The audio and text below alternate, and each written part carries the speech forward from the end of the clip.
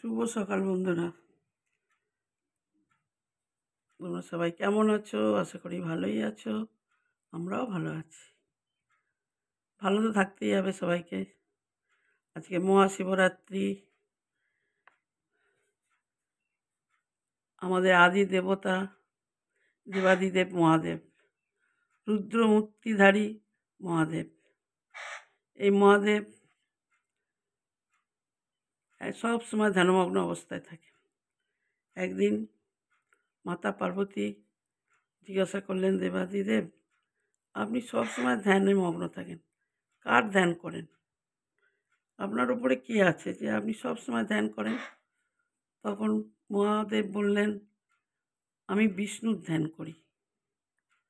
তিনি বললেন, ব্রহ্মা বিষ্ণু মহেশ্বর আপনারা তো এক, আপনি আবার বিষ্ণুর ধ্যান করেন? তখন বললেন, হ্যাঁ,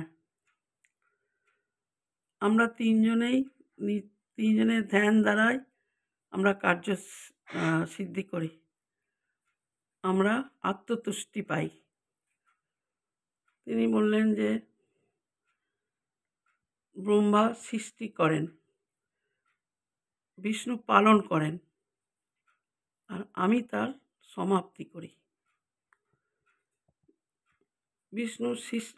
ব্রহ্মা সৃষ্টি করেন, কিন্তু তিনি সমাপ্তির খোঁজও রাখেন,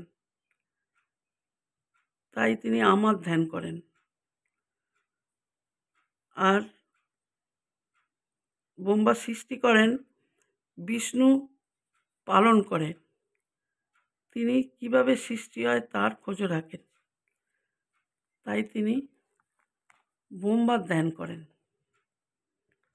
আর আমি বিষ্ণুর ধ্যান করি, কারণ মৃত্যুর আগে কি ঘটছে, কিভাবে চলছে, সেইটা আমি জানতে পারি, এবং ভবিষ্যতে কি হবে সেটাও আমি জানতে পারি।